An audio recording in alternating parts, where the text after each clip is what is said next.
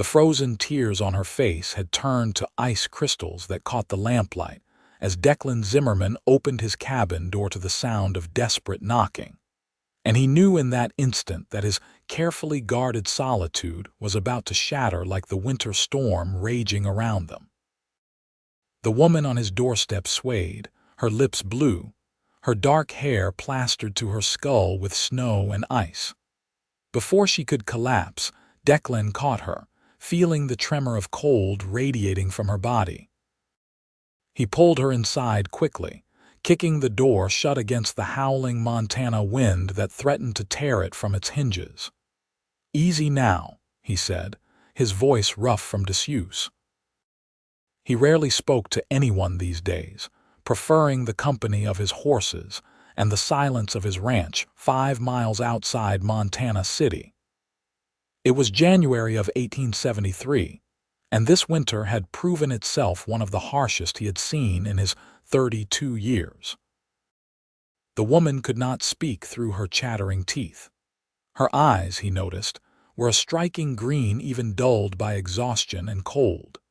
He carried her to the chair nearest the fireplace, where flames crackled and popped, throwing dancing shadows across the rough-hewn walls of his cabin. "I need to get these wet clothes off you before you freeze to death," Declan said, reaching for the sodden cloak that clung to her shoulders. She managed a nod, her fingers too numb to help. Declan worked quickly, professionally, removing her outer garments with the efficiency of someone who had tended injured animals countless times. He wrapped her in thick wool blankets from his bed, leaving her in her undergarments, which were thankfully only damp rather than soaked through. "There is hot coffee," he said, moving to the stove, "and I will heat some broth." "Thank you," she managed through trembling lips. "I thought I would die out there." Declan poured coffee into a tin cup and brought it to her, steadying her shaking hands as she tried to drink. "What were you doing riding in weather like this? The storm has been building all day." "I had no choice." Her voice was soft, cultured, not what he expected from someone traveling alone through the Montana Territory wilderness. "My stagecoach overturned about 3 miles back. The driver broke his neck. I was thrown clear, managed to get one of the horses loose. I saw your light through the trees." Declan felt something cold settle in his chest that had nothing to do with the weather. "You walked 3 miles in this storm," rode part of the way. "The horse threw me when lightning struck a tree. I lost him in the darkness." She took another sip of coffee, her hand still shaking so badly that Declan had to help her. "I am sorry to intrude. I can see you are not accustomed to company." He looked around his cabin, seeing it through a stranger's eyes. It was clean enough but sparse, containing only what a man needed to survive. No decoration, no softness, no sign that anything mattered beyond function. "I prefer it that way." "I will leave as soon as the storm passes," she said quickly. "You will leave when you are well enough and not before." Declan moved back to the stove, ladling broth into a bowl. "The nearest town is Montana City, and it is a hard 5 miles even in good weather. In this storm, you would not make it halfway." She accepted the broth gratefully, and as she ate, color began to return to her face. Declan found himself watching her with an unwelcome curiosity. He had built his life around avoiding exactly this kind of complication, this intrusion of another person into his carefully ordered world. "I am Amelia Garrison," she said after finishing half the broth. "I was traveling from St. Louis to meet my brother in Virginia City." Declan Zimmerman. He did not offer his hand, keeping his distance by the stove. "You are a long way from Virginia City." The stage took a wrong turn trying to avoid a washed-out bridge. The driver was lost. Her voice caught. "He was a kind man. He gave me his coat when I was cold." Declan saw fresh tears forming in her eyes, tears that would not freeze now in the warmth of his cabin. He felt an unexpected tightness in his chest. He had spent 5 years teaching himself not to feel, not to care, not to let anyone close enough to matter. The death of his wife and infant daughter in a cholera outbreak had carved out everything soft inside him, leaving only the hard shell of survival. "Get some rest," he said gruffly. "You can have my bed. I will sleep by the fire." "I cannot take your bed," Amelia protested. "You can and you will. You need to get warm, and that bed has the best blankets." He did not wait for further argument, moving to bank the fire for the long night ahead. Amelia rose unsteadily, clutching the blankets around her. "Mr. Zimmerman, I do not know how to thank you." "No need." He kept his back to her, focusing on the fire. Any decent person would do the same. He heard her soft footsteps as she moved to his bed, heard the creak of rope springs as she settled into it. The cabin fell silent except for the roar of wind outside and the crackle of flames. Declan pulled his bedroll near the fire and lay down fully clothed, his rifle within easy reach as always. Sleep did not come easily. He found himself listening to Amelia's breathing, making sure it stayed steady and strong. The wind screamed around the cabin like a living thing, rattling the shutters and finding every crack in the walls. Snow hissed against the windows. This storm would last through the night at least, possibly longer. Around midnight, he heard Amelia cry out.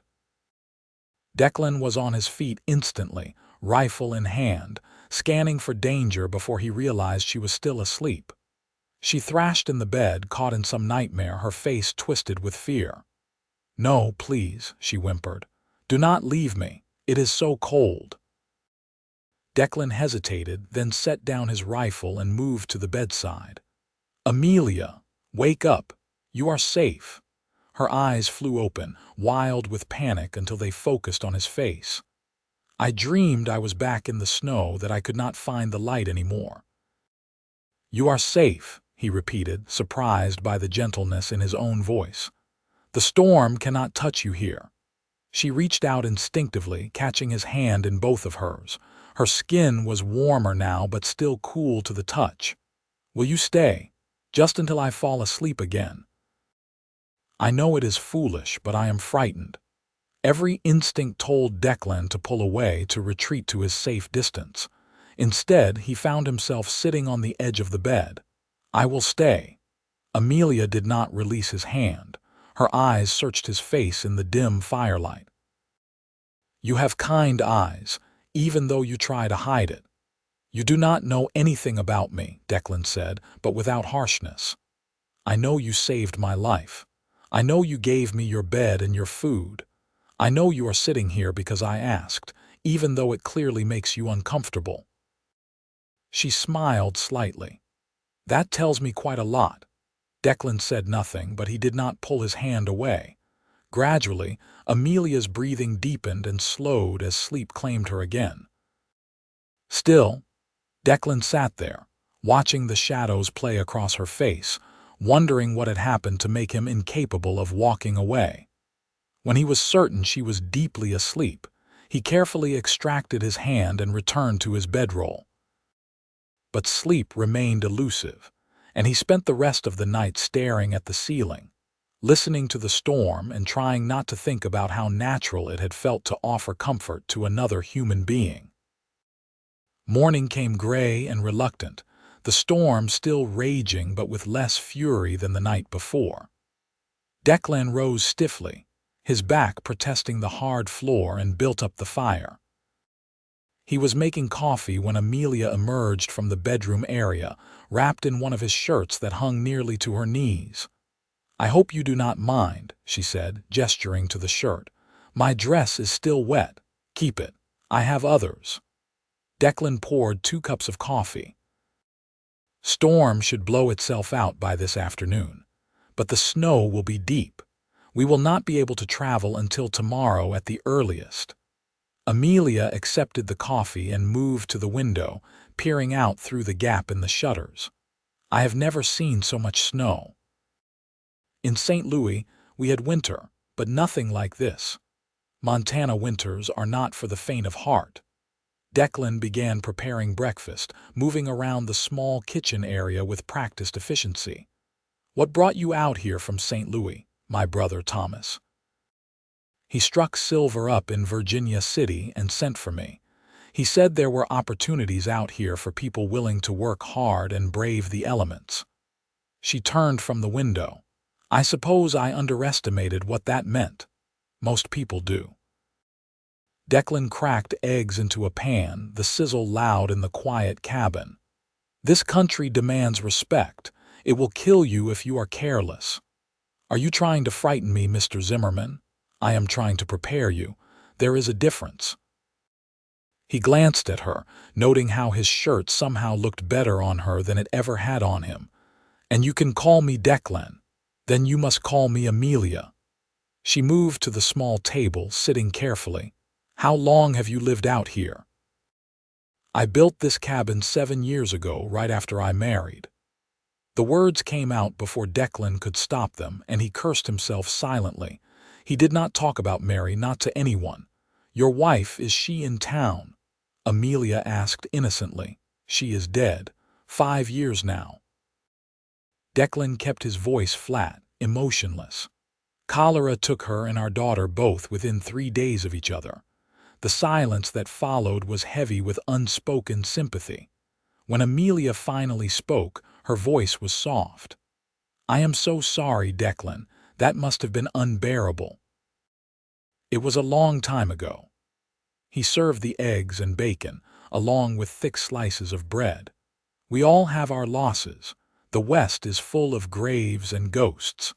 They ate in silence for a while, the only sound the scrape of forks on tin plates and the diminishing howl of wind outside. Declan found himself acutely aware of Amelia's presence, the way she moved, the small sound she made. It had been so long since anyone had shared his space that he had forgotten what it was like. "I lost my parents 2 years ago," Amelia said suddenly. "A fire swept through our street. They were trapped on the 3rd floor of our building. Thomas was already out here by then. That is why I am going to him. He is all the family I have left." Declan looked up and saw the grief in her eyes, the same kind of grief he carried. It was strange how loss could create a connection between strangers. Then we have something in common. We both know what it is to lose everything. "Yes," Amelia agreed quietly. "Though I think perhaps you have let your loss define you more than I have mine." The observation stung because it was true. Declan felt his defenses rise. "You do not know me well enough to make that judgment. You are right, I apologize." But Amelia's eyes remained steady on his, unflinching. "It is only that I recognize the look. My brother had it when I saw him last Christmas. This country, this life, it can make people hard if they let it." "Hard keeps you alive," Declan said. "Hard keeps you alone," Amelia countered gently. "There is a difference between surviving and living." Declan stood abruptly, taking his plate to the wash basin. "Philosophical talk will not change the weather. I need to check on my horses, make sure the barn has not suffered damage in the storm." "May I come with you?" Amelia asked. "I promise not to be in the way." "Your dress is still wet, and I do not have women's clothing for you to wear." Declan said it as a dismissal, but Amelia was already standing. "Then I will wear your clothes. I have ridden in trousers before, much to the scandal of St. Louis society." She smiled, and Declan saw a spark of spirit that had been hidden beneath her exhaustion and cold. "Besides, I should make myself useful if I am to impose on your hospitality." Declan wanted to refuse, to maintain his isolation, but he found himself nodding instead. He pulled out an old pair of trousers, a heavy shirt, and a coat. "These will be too large, but they will keep you warm." Amelia took the clothes and retreated to change. When she emerged, she looked like a child playing dress-up, the clothes hanging on her slender frame. But she had rolled up the sleeves and pant legs with practical efficiency, and her expression was determined. The storm had indeed lessened, though snow still fell in thick, heavy flakes. The world outside was transformed into a white wilderness, drifts piled high against the cabin walls and barn. Declan led the way, breaking trail through snow that came up to his knees in places. The barn was sturdy, having weathered many such storms. Inside, 4 horses greeted them with soft whickers. Declan moved among them, checking each one carefully, running experienced hands over legs and bodies, looking for any sign of distress or injury. Amelia watched for a moment, then began helping without being asked. She found the feed buckets and began measuring out grain, moving with a competence that surprised him. "You know horses," Declan observed. "My father ran a livery stable before he moved the family to St. Louis. I grew up around them." She stroked the nose of a large bay gelding. "They are honest creatures. They do not pretend to be something they are not." "Unlike people," Declan said. "Unlike some people," Amelia corrected. She looked at him over the horse's back. "I think you are honest too, Declan, perhaps too honest. You have decided you are meant to be alone, and you are determined to make it true, even if it costs you happiness." "Happiness is not something I expect anymore." Declan began mucking out stalls with short, sharp movements. "Contentment is enough." "Is it? Are you content?" Amelia asked. Declan paused, leaning on the pitchfork. The honest answer was no. He had not been content for 5 years. He had been numb, which was different. But he was not ready to admit that, especially not to a woman he had known for less than a day. "I am alive," he said finally. "That is more than my wife and daughter got." Amelia was quiet for a long moment. When she spoke again, her voice carried a weight of understanding. "You feel guilty for surviving. You think that by denying yourself connection, denying yourself joy, you are somehow honoring their memory. But Declan, they would not want this for you. No one who loved you would want you to lock yourself away from life." The words hit too close to home. Declan felt anger flare, hot and defensive. "You know nothing about what my wife would want. You did not know her. You do not know me." "You are right," Amelia said simply. "But I know grief. I know how it can become a prison if we let it. I know how easy it is to push everyone away and tell yourself it is what you deserve. This conversation is over." Declan turned away, focusing fiercely on his work. Amelia did not push further, but her presence remained a constant awareness as they finished the barn chores. By the time they returned to the cabin, the snow had stopped falling, and pale sunlight was trying to break through the clouds. The rest of the day passed in careful politeness. Declan maintained his distance, and Amelia seemed to understand that she had pushed too hard. They moved around each other like dancers, always aware, never touching, but that evening, as they sat before the fire eating a simple supper, Amelia broke the silence. "Tell me about your horses. You clearly care for them deeply."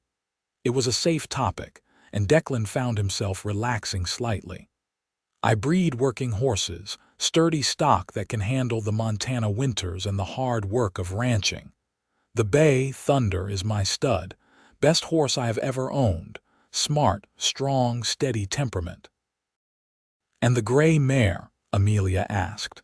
"That is Silver. She is Thunder's daughter, just turned 4. I am training her for saddle work." Declan felt himself warming to the subject despite his intention to remain distant.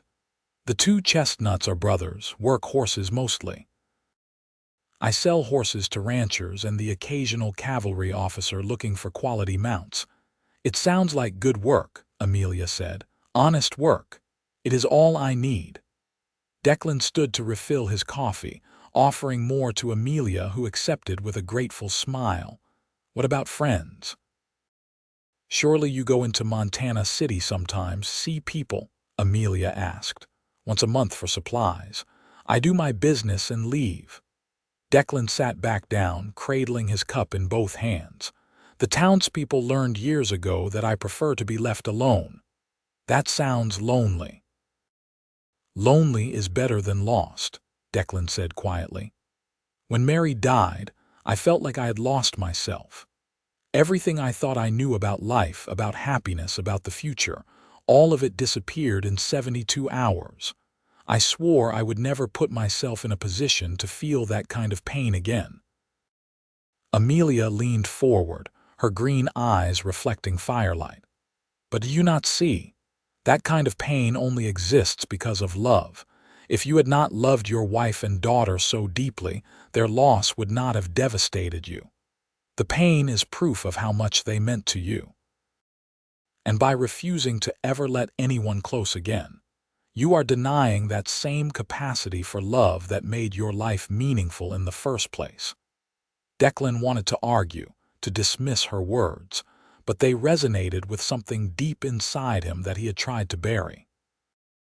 You speak as if love is always worth the risk, but I have paid that price. I cannot do it again. Cannot or will not? Amelia challenged gently. Does it matter? Declan asked. Yes, Amelia said firmly. Cannot means you truly are incapable. Will not means you are choosing to live half a life out of fear. There is a profound difference.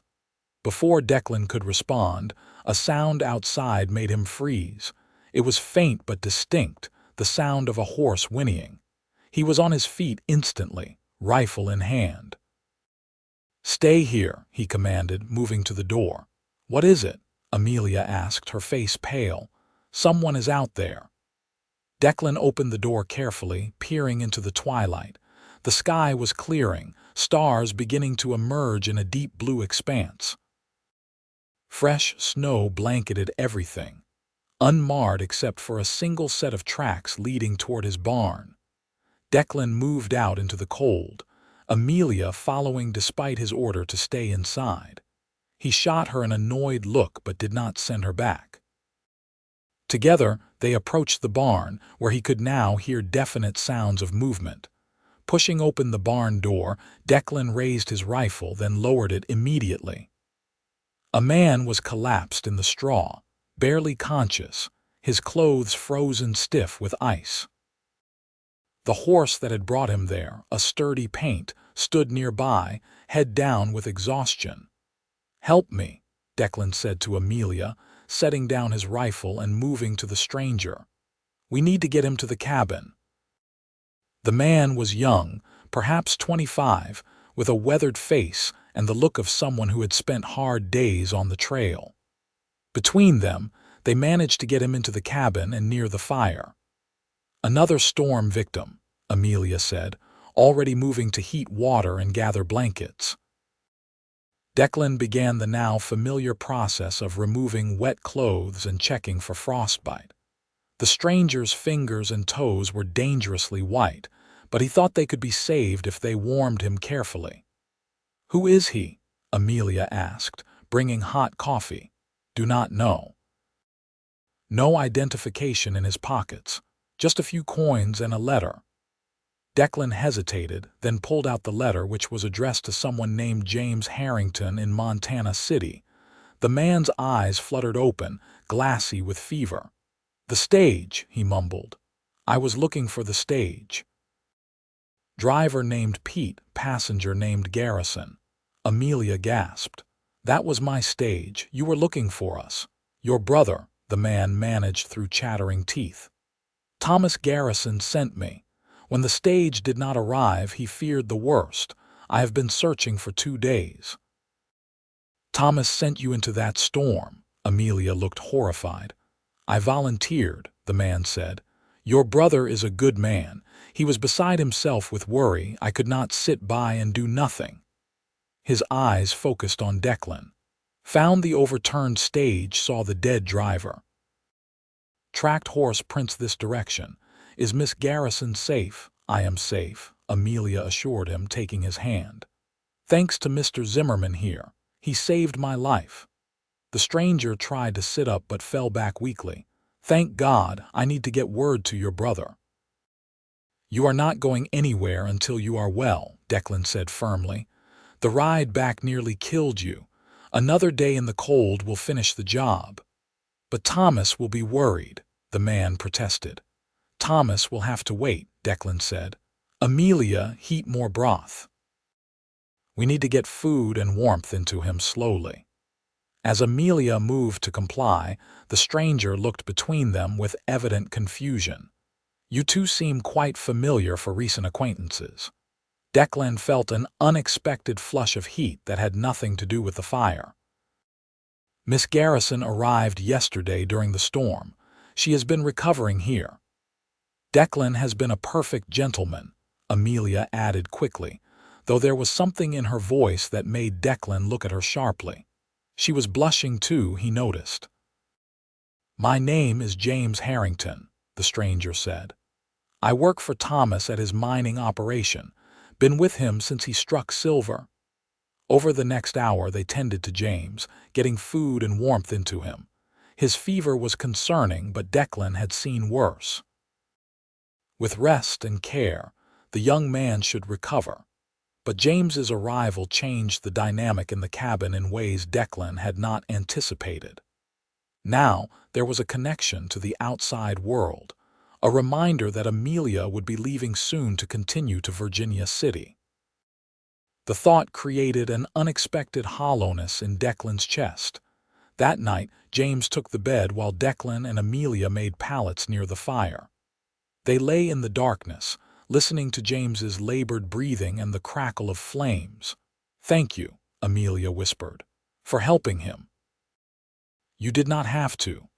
"Yes, I did," Declan said. "Same as I had to help you. It is what decent people do." "Not everyone would have," Amelia said. "Many would have turned me away at the door, worried about their own safety, their own comfort." Declan was silent for a moment. "I tried to turn myself into someone who could do that, someone who could close the door and not care, but I found that I could not." "I am glad," Amelia said softly. "It means that despite everything, your heart is not as frozen as you would like to believe." "Amelia," Declan began, then stopped, unsure what he wanted to say. "Yes. When James is well enough to travel, you will go with him to Virginia City." "It was not a question. I must. Thomas is my only family. He is waiting for me." Amelia's voice carried a note of something, regret perhaps. "But I will miss this, our conversations, even when they make me uncomfortable, your kindness, even when you try to hide it." "It has only been 2 days," Declan said, but his voice lacked conviction. "Sometimes 2 days is enough to see clearly what might otherwise take months," Amelia replied. "I have seen your heart, Declan Zimmerman. It is wounded, yes, but not broken, not beyond healing." Declan wanted to argue to maintain his carefully constructed walls, but exhaustion and something deeper stopped him. Instead, he said, "Get some sleep. Tomorrow will be another long day." But sleep did not come easily for either of them. Declan lay awake, listening to Amelia's breathing, knowing that she was equally wakeful. Something had shifted between them, something that terrified and compelled him in equal measure. Morning brought clearer skies and the hard work of digging out from the storm. James was weak but improving, his fever having broken in the night. Declan and Amelia worked together to clear paths to the barn and well, their movements synchronized from 2 days of sharing space. "You work well together," James observed from his chair by the fire, where he sat wrapped in blankets. "We have had practice," Amelia said lightly, but her eyes met Declan's with an intensity that made his breath catch. By afternoon, James was strong enough to stand and move around the cabin. He insisted on helping despite his weakness, and Declan found himself reluctantly impressed by the young man's determination. "I should try to reach Montana City before dark," James said. "Let Thomas know that Amelia is safe." "Not happening," Declan said flatly. "You barely survived getting here. Another hard ride will put you right back in that bed if it does not kill you outright. We will all go tomorrow together at a reasonable pace." "But Thomas," James protested. We'll have to wait one more day, Declan finished. I will not have your death on my conscience because you were too stubborn to rest when you needed to. James looked ready to argue but subsided when Amelia placed a hand on his arm. Declan is right. Another day will not matter in the grand scheme of things. That evening felt different from the previous ones.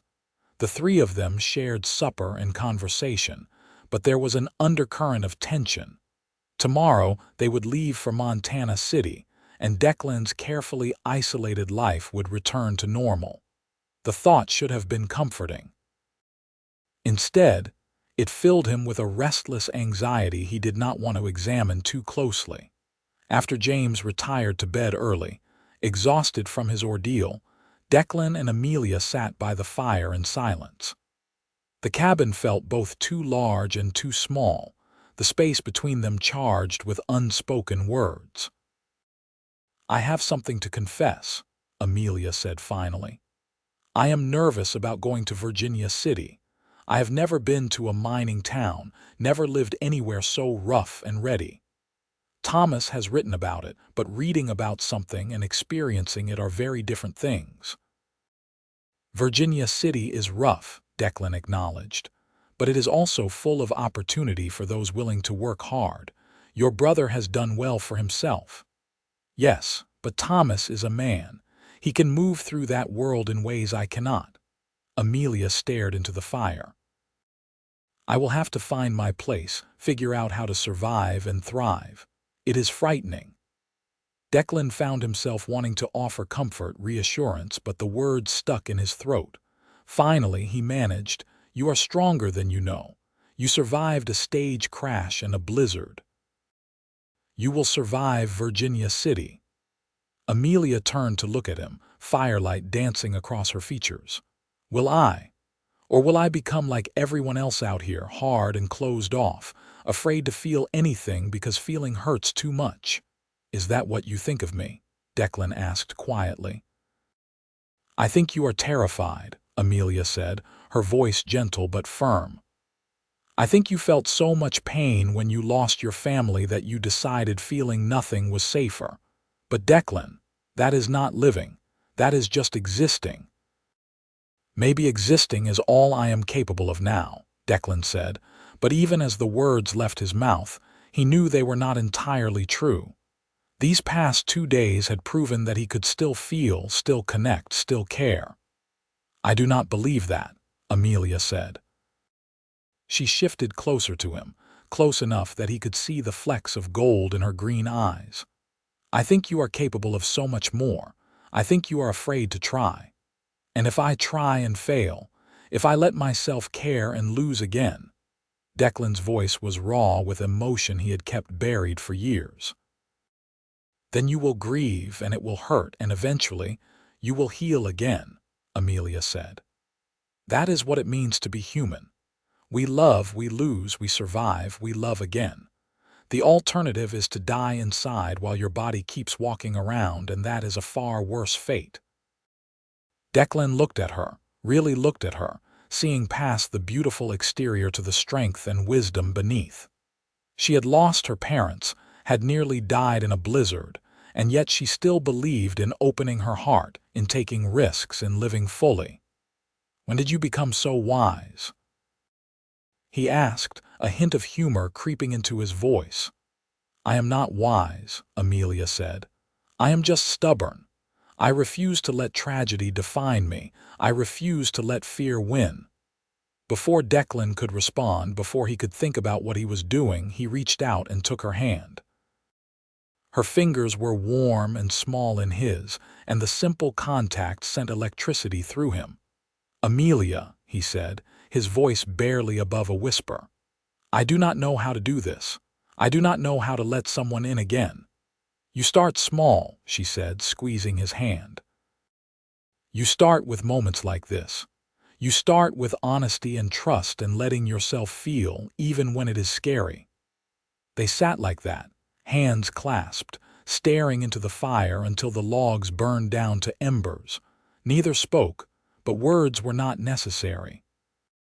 Something profound had shifted between them, a connection forged in storm and isolation and shared vulnerability. Finally, Amelia stood, releasing his hand reluctantly. "We should sleep. Tomorrow will be a long day." Declan nodded, not trusting his voice. He watched as she settled into her bedroll, watched until her breathing deepened and slowed. Then he lay down himself, but sleep was impossible. His mind raced with thoughts of Amelia, of the life he had built in isolation, of the terrifying possibility that maybe, just maybe, he could learn to live again, instead of merely existing. Morning came too quickly.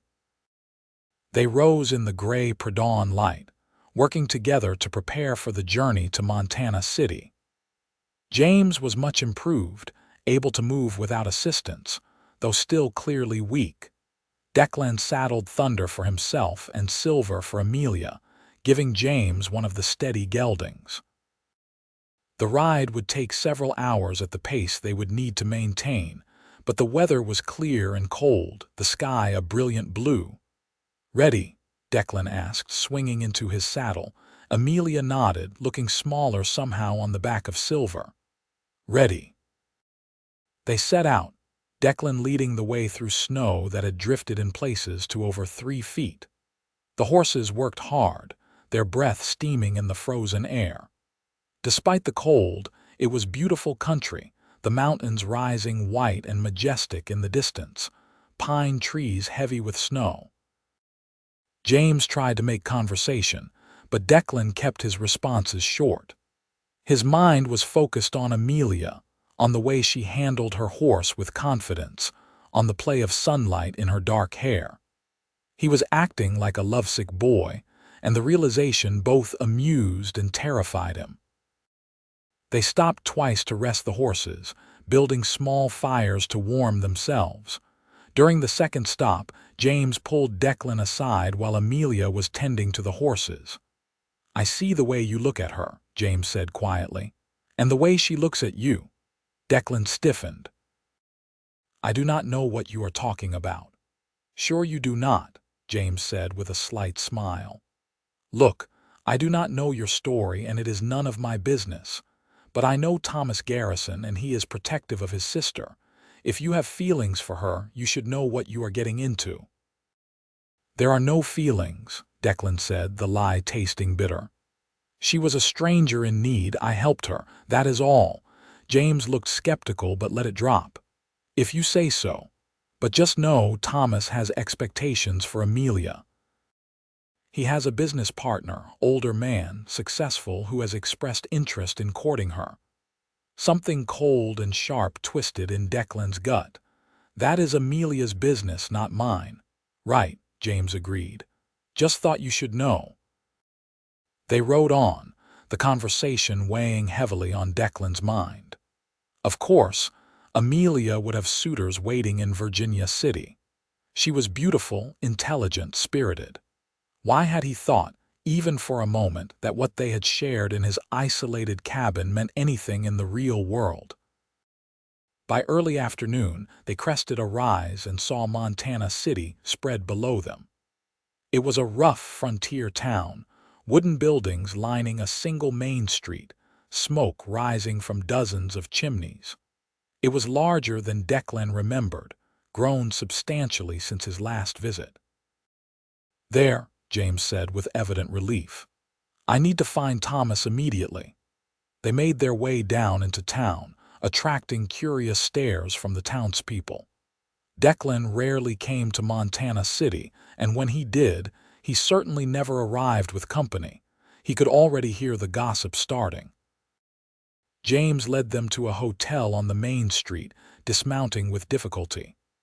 "Thomas is staying here while his house is being built. Wait here, I will get him." Declan and Amelia sat their horses in uncomfortable silence. Around them, the town bustled with afternoon activity.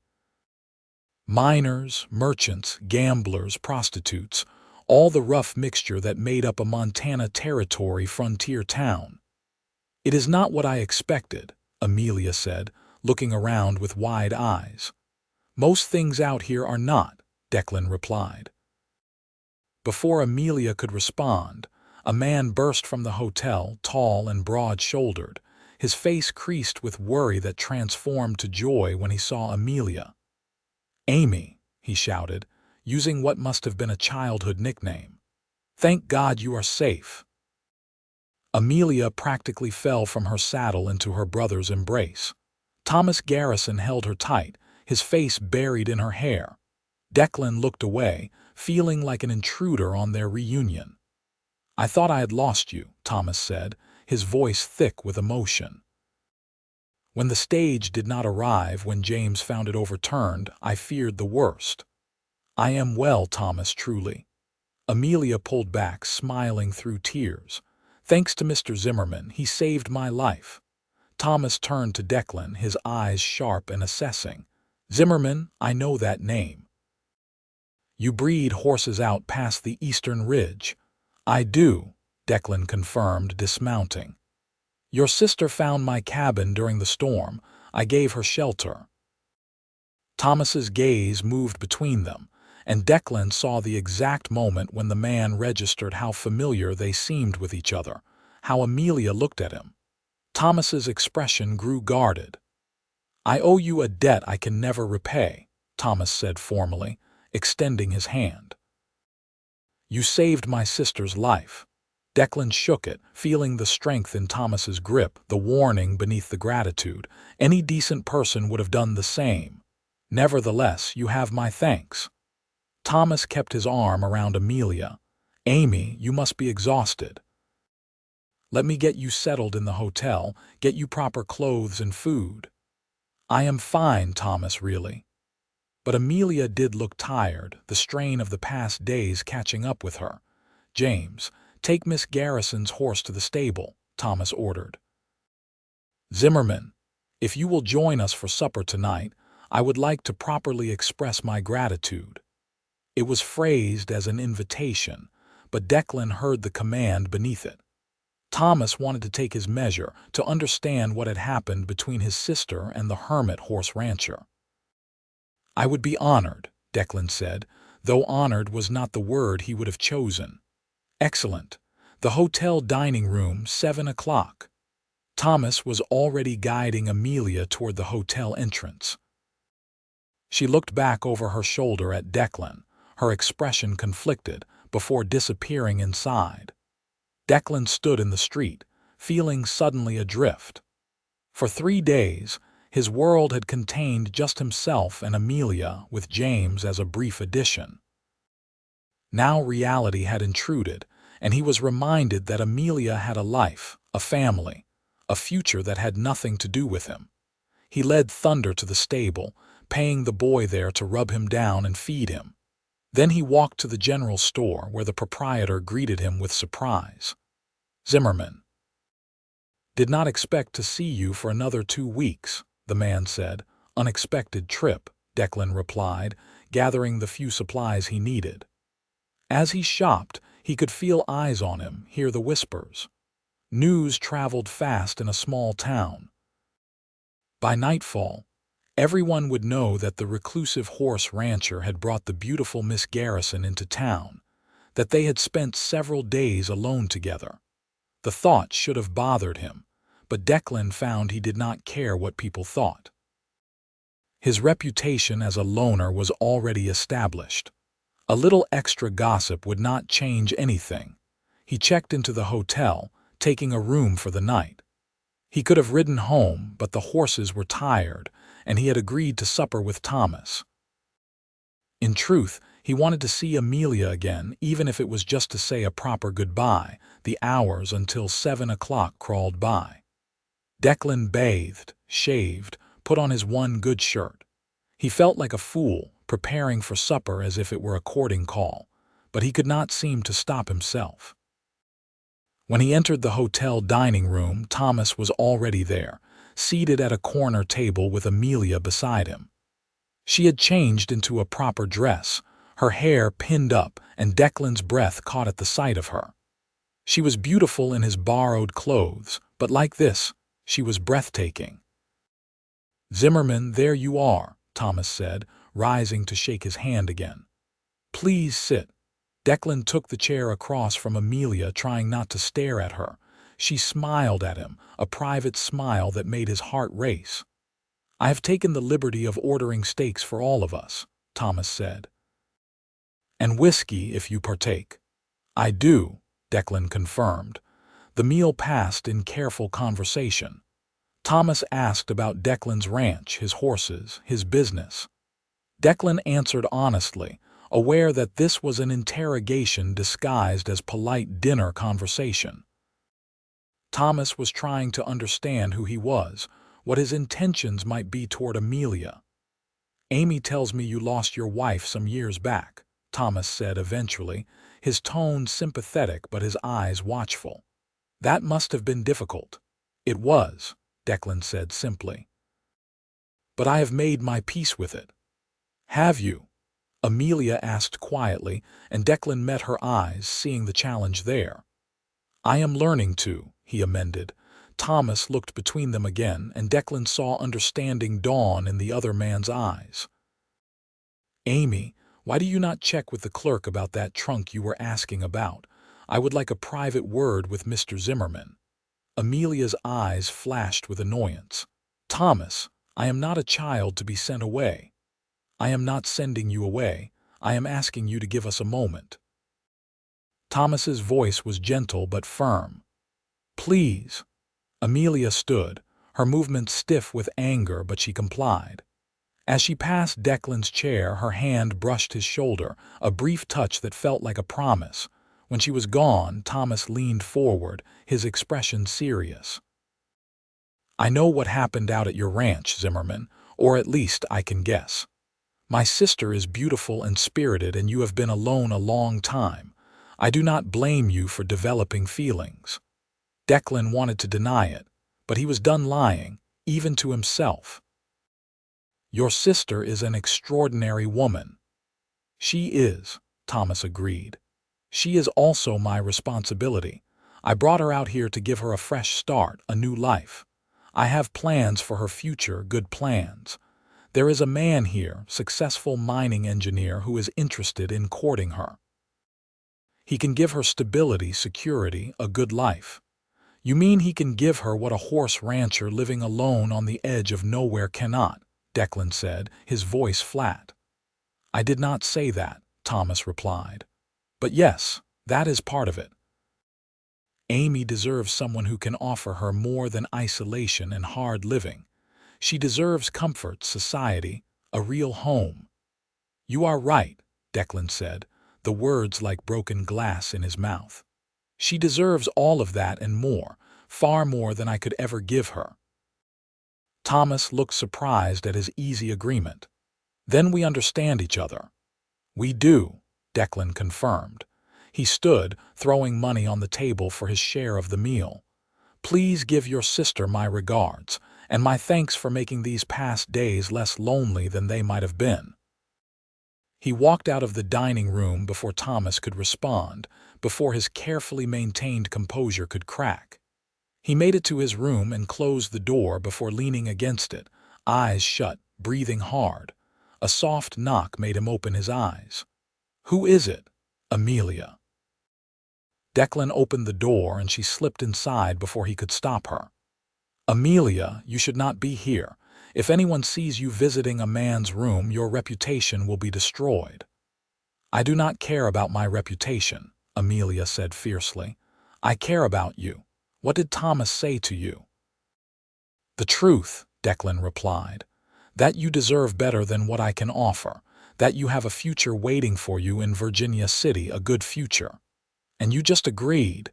You did not fight for what we have." Amelia's eyes blazed with anger and hurt. "What do we have, Amelia?" Declan asked, his voice weary. 3 days of conversation by a fire. That is not enough to build a life on. Your brother is right.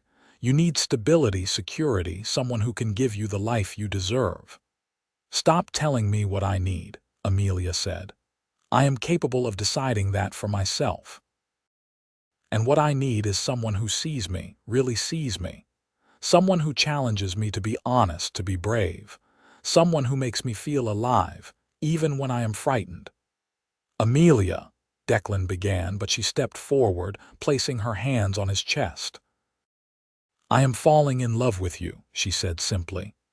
"I know it is fast, I know it is impractical, I know all the reasons it does not make sense, but I also know what I feel when I look at you, when I talk to you.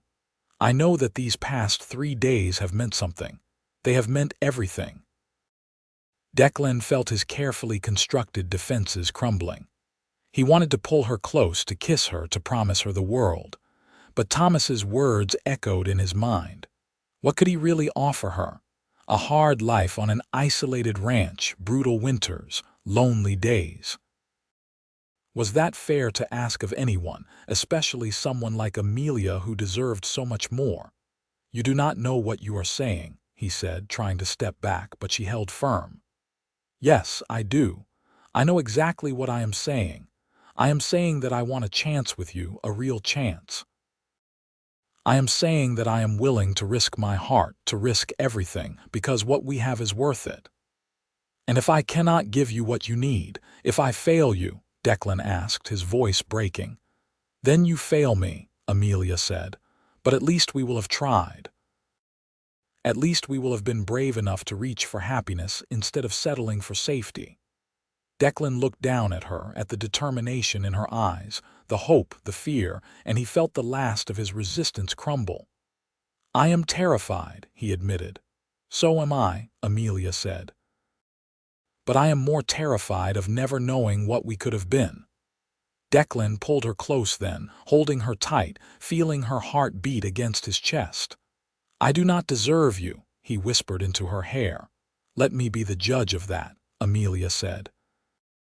They stood like that for a long moment, holding each other, until Amelia finally pulled back. "I need to go before someone sees me here and causes a scandal. But Declan, promise me you will not leave tomorrow without talking to me first. Promise me you will give us a chance." "I promise," Declan said, and he meant it. After Amelia left, Declan lay awake most of the night, his mind racing. Could he really do this? Could he open his heart again, risk the devastating pain of loss? But Amelia's words kept coming back to him. Living meant risking pain. The alternative was just existing, and he had done that for 5 years. He was tired of it. Morning came, bringing clarity with the dawn light. Declan rose, dressed, and went to find Thomas. He found him in the hotel restaurant, eating breakfast alone. "Zimmerman," Thomas said, surprised. "I thought you would have left for your ranch by now." "I need to speak with you," Declan said, "about your sister." Thomas set down his fork, his expression guarded. "I thought we settled this last night. You settled it. I ran away." Declan sat down uninvited. "But I spent the night thinking, and I have come to some conclusions." "I am listening," Thomas said. "You are right that I cannot offer Amelia the kind of life you envision for her. My ranch is isolated, the work is hard, the winters are brutal. I have spent the last 5 years alone, and I am not easy company. I am rough around the edges, set in my ways, and I carry grief that still weighs on me." Declan met Thomas's eyes. "But I am also honest, hardworking, and capable of providing for a family. My ranch is small but successful. I have savings. And most importantly, I care for your sister, more than I thought I was capable of caring for anyone ever again." Thomas studied him for a long moment. "Those are all good qualities, Zimmerman, but caring is not enough. Amy needs love, devotion, partnership." "I am falling in love with her," Declan said, the admission coming easier than he expected. "I know it has only been 3 days. I know that sounds insane. But she has awakened something in me that I thought died with my wife. She makes me want to live again, not just exist." "And what happens when the novelty wears off? When you remember your grief and retreat back into isolation?" Thomas challenged. "I cannot promise that will not be difficult," Declan admitted. "But I can promise to fight it. I can promise to show up every day and work at being the man she deserves. I can promise to honor her, protect her, and do everything in my power to make her happy." Thomas sighed, rubbing his face. You know I have a mining engineer who wants to court her. Successful man, good prospects. He could give her an easier life." "I know," Declan said. "And if that is what Amelia wants, I will step aside. But I think she should make that choice herself, not have it made for her by her well-meaning brother." Before Thomas could respond, Amelia's voice cut through the room. "That is exactly right." Both men turned to see her standing in the doorway, still in her nightgown and robe, her hair loose around her shoulders. She walked straight to their table, ignoring the scandalized looks from the other diners. "Thomas, I love you, and I appreciate everything you have done for me. But I am not a child, and I am not a piece of property to be bartered. I will decide who I court, who I marry, who I spend my life with." She turned to Declan. "And I choose you if you will have me." Declan stood, his heart pounding. "Amelia, are you certain? You barely know me." "I know enough," Amelia said firmly. "I know you are kind, brave, honest, and capable of great love. I know you make me feel seen and valued. I know that when I am with you, I feel more myself than I have in years. That is enough for me." Declan looked at Thomas, who held up his hands in surrender. "Clearly, I am outnumbered. Amy, if this is truly what you want, I will not stand in your way. But Zimmerman, if you hurt her, if you retreat back into that shell of yours and leave her lonely and neglected, you will answer to me." "Fair enough," Declan said. He turned back to Amelia, taking her hands in his. "I cannot promise it will be easy. I am out of practice at this. But I can promise to try every single day to be worthy of you." "That is all I ask," Amelia said, smiling through tears. Declan pulled her close and kissed her, right there in the hotel restaurant in front of her brother and half the town. It was not a gentle kiss. It was fierce and passionate and full of promise. When they finally broke apart, the room had gone silent, everyone staring. Amelia laughed, a bright, joyous sound. "Well, I suppose that settles the question of scandal." Thomas groaned. "Amy, you are going to give me gray hair. Go get dressed properly before you cause any more talk."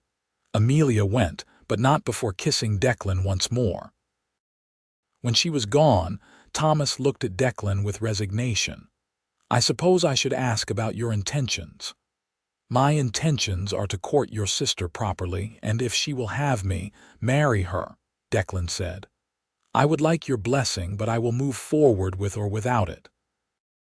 Thomas smiled slightly. "You have steel in your spine. Good. Amy needs someone strong enough to stand up to her. She has always been headstrong." He extended his hand. "You have my blessing, though I reserve the right to shoot you if you make her unhappy." "Understood," Declan said, shaking his hand. The next several weeks were a whirlwind.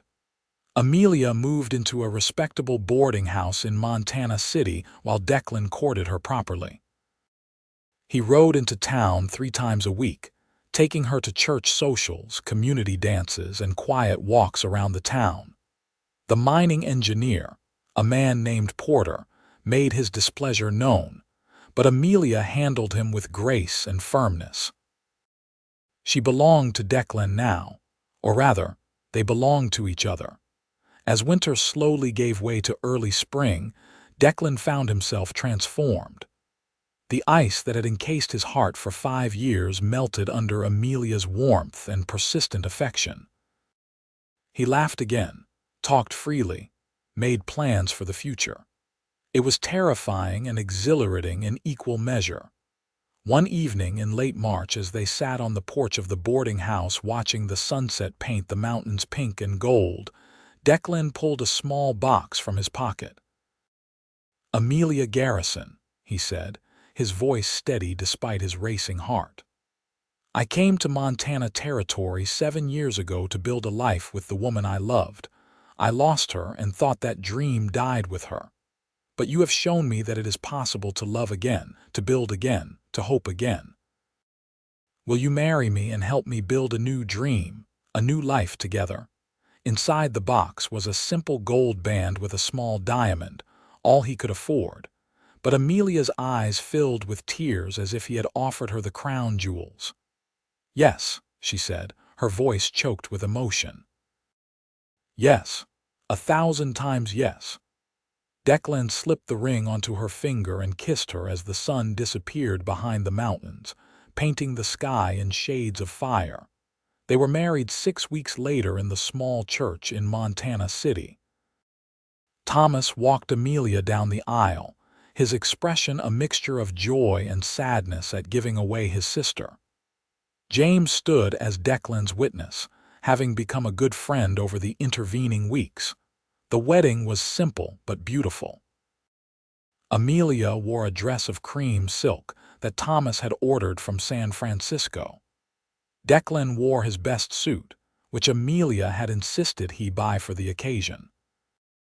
The church was packed with townspeople, miners, ranchers, all curious to see the reclusive horse rancher marry the beautiful Eastern woman who had melted his frozen heart. When the preacher pronounced them husband and wife, Declan kissed Amelia with all the love and promise he could pour into that single moment. She kissed him back with equal fervor, and the church erupted in applause. The reception was held at the hotel, with food and music and dancing. Declan, who had not danced in 7 years, found himself swept into reel after reel, Amelia laughing in his arms. "Are you happy?" he asked her during a slower dance. "Happier than I thought possible," Amelia said, resting her head on his shoulder. "Are you?" "Terrified," Declan admitted. "But yes, happy. More happy than I deserve. You deserve everything good," Amelia said firmly. "And I intend to spend the rest of my life making sure you know it." As the evening wore on and the celebration continued, Thomas pulled Declan aside. "Take care of her, Zimmerman. She is all the family I have." "She is my family now, too," Declan said, "and I will protect her with my life." "I know you will," Thomas said, shaking his hand. "Welcome to the family, brother." That night, Declan and Amelia rode out to the ranch under a sky full of stars. The cabin that had been Declan's prison for 5 years now felt like the beginning of something new and beautiful. Inside, Amelia looked around at the space that would be her home. "We will need to make some changes," she said thoughtfully. "Curtains at the windows, perhaps some rugs. And we will need to expand when children come." "Children," Declan repeated, the word both thrilling and terrifying. "You want them?" Amelia asked, turning to face him. "I lost a daughter once," Declan said quietly. "The thought of going through that pain again terrifies me. But yes, I want children with you. I want a house full of laughter and chaos and love. I want to build the life I thought I had lost forever." Amelia crossed to him, taking his face in her hands. "Then that is what we will build together. And yes, there will be pain. There will be loss and grief and hard times. But there will also be joy and triumph and moments so beautiful they take your breath away. That is what life is, Declan. All of it, the good and the bad, woven together." Declan kissed her then, deeply, passionately, and for the first time in 5 years, he felt truly alive. Not just existing, not just surviving, but living fully and completely. Their first year of marriage was not without challenges. Amelia had to adjust to the isolation of ranch life, to the hard physical work, to winters that tested her endurance. There were days when she was lonely, days when she questioned her choice, but there were far more days filled with simple joys. Learning to work the horses alongside Declan, improving the cabin with small touches that made it a home, evening conversations by the fire that ranged from philosophy to gossip to dreams for the future. Declan, for his part, had to learn to be a husband again, to think of someone else's needs and wants, to communicate openly instead of retreating into silence. It was hard, but Amelia was patient with him, calling him out when he withdrew, but doing so with love rather than anger. By the time their first anniversary arrived, they had settled into a rhythm that worked for both of them. They expanded the cabin, adding 2 rooms for the children they hoped to have. They bought more horses, built up the breeding program, and became known throughout the territory for quality stock. In the fall of 1874, Amelia discovered she was pregnant. The news filled Declan with joy and terror in equal measure. Memories of Mary's pregnancy, of the perfect daughter they had brought into the world only to lose her to disease, haunted him. But Amelia refused to let him sink into fear. "We cannot live our lives afraid of what might happen," she told him firmly. "We have to have faith that this child will be healthy and strong, and that we will have many years with them."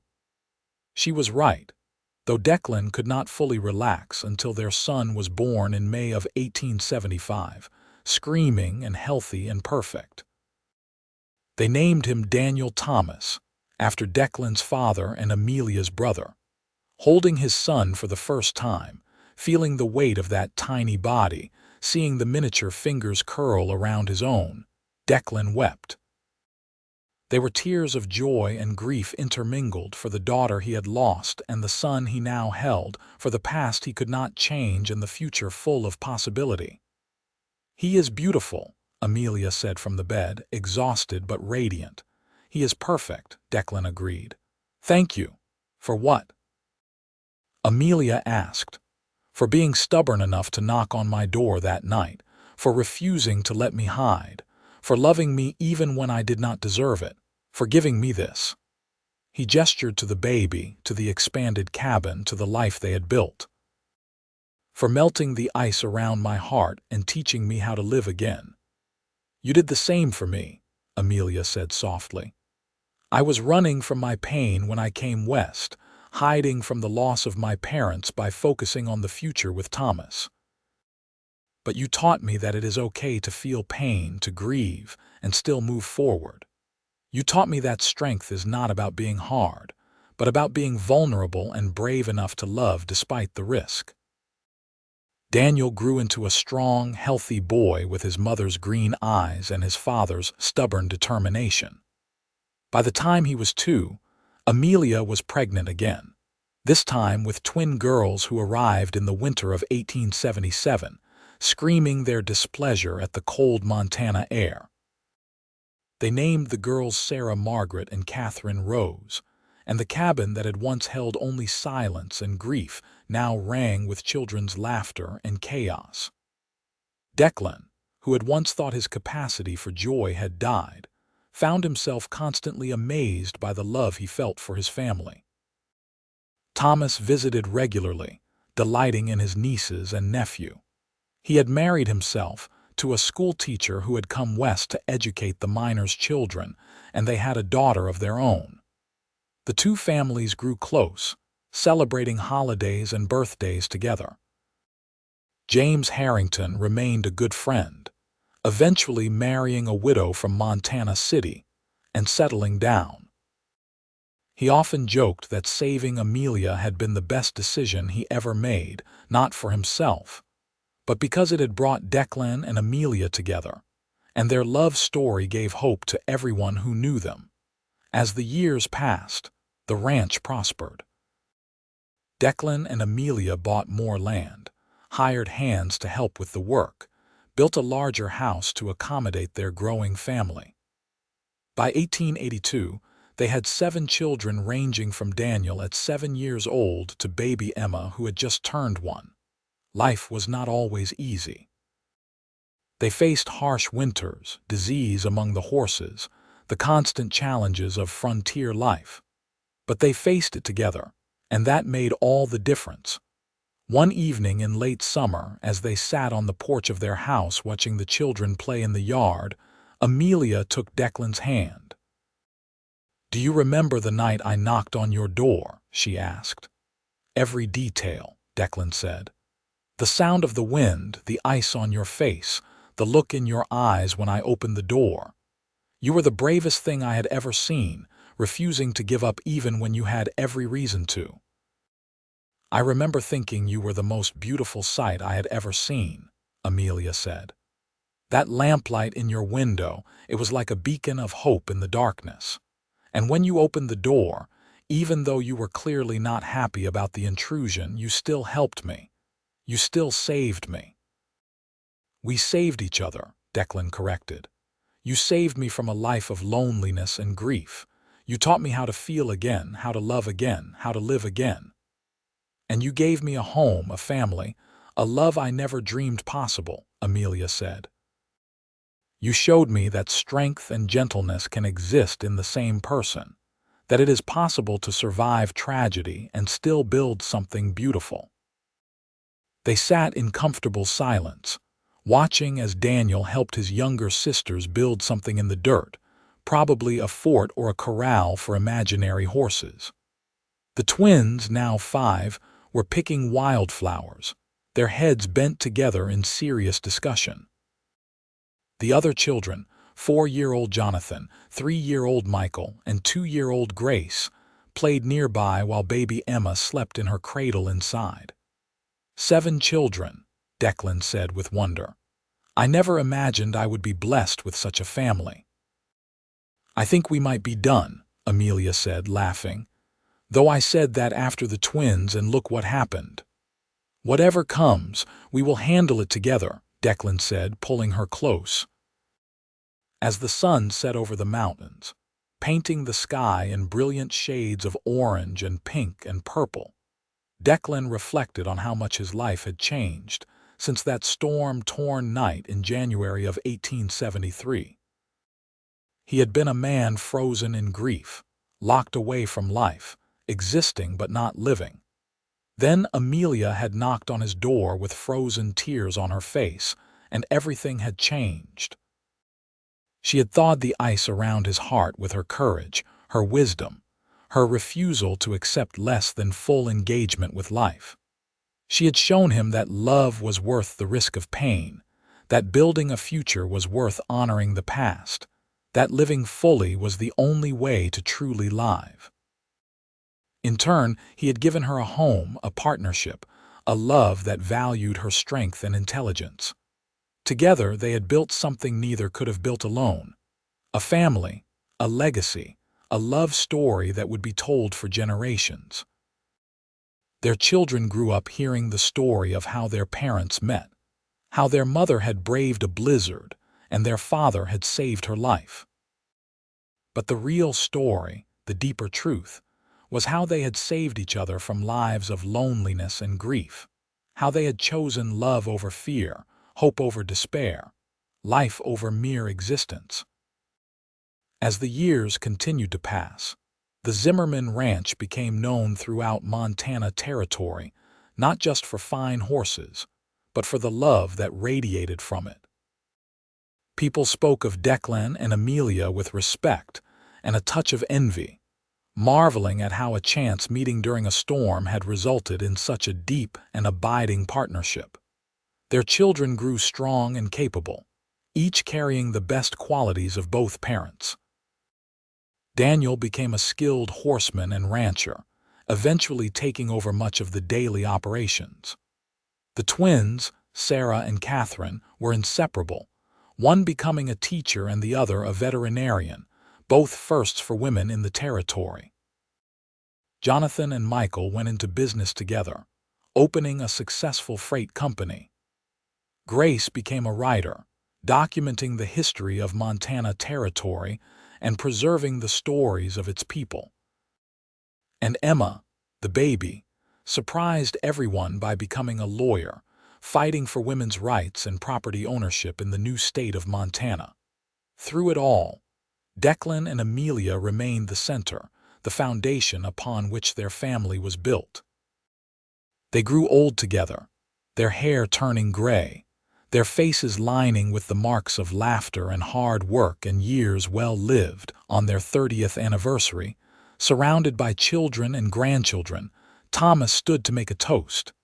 He was older now, grayer, but still strong. 30 years ago, he said, his voice carrying across the crowded room, I almost made the biggest mistake of my life. I almost prevented my sister from marrying this man. He gestured to Declan, who sat with Amelia's hand in his. I thought I knew what was best for her. I thought she needed security and comfort and an easy life. What I did not understand was that Amy did not need easy. She needed real. She needed someone who would see her, challenge her, love her without trying to change her. And that is exactly what she got. He raised his glass. To Declan and Amelia, who proved that the strongest foundations are built on love, respect, and the courage to take risks. May we all be so fortunate.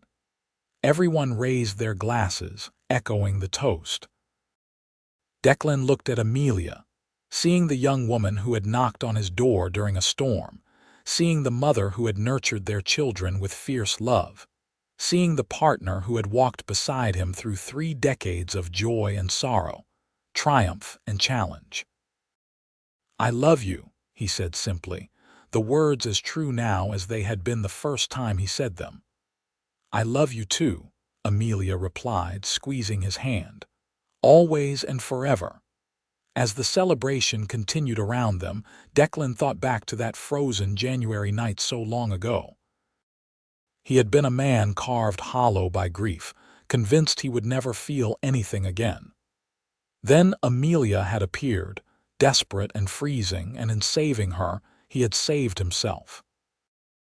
The ice that had encased both their hearts, formed by different tragedies but equally imprisoning, had melted in the warmth of connection, understanding, and eventually love. They had thawed each other, healing wounds neither thought could heal, building a life neither had imagined possible. It had started with a knock on the door during a storm, a woman with frozen tears and a man with a frozen heart. It had grown into something extraordinary, a love that weathered all seasons, a partnership that faced every challenge, a family that carried their legacy forward into the future. And on quiet evenings, when Declan and Amelia sat together watching the sunset over the Montana mountains, they still marveled at the miracle of it all. 2 broken people, brought together by chance and storm, who had found in each other the courage to heal, to love, to live fully once more. The ice had melted, replaced by a warmth that would last the rest of their days and beyond, living on in the children and grandchildren who carried forward the legacy of their love. It was a simple story in many ways. A woman in need, a man who helped her, and the love that grew between them. But it was also a profound story about the resilience of the human heart, about second chances, about the transformative power of love. As Declan held Amelia close that night, surrounded by the family they had built together, he sent up a silent prayer of gratitude. For the storm that had brought them together, for Amelia's courage in knocking on a stranger's door, for his own decision to open that door and let her in. Most of all, he was grateful for every day since, for the life they had built from those frozen beginnings. The cowboy and the woman with frozen tears had found their happily ever after, not through magic or fate alone, but through choice, courage, and the willingness to let love melt the ice around their hearts. And that, Declan thought as he drifted off to sleep with his wife in his arms, was the greatest miracle of all.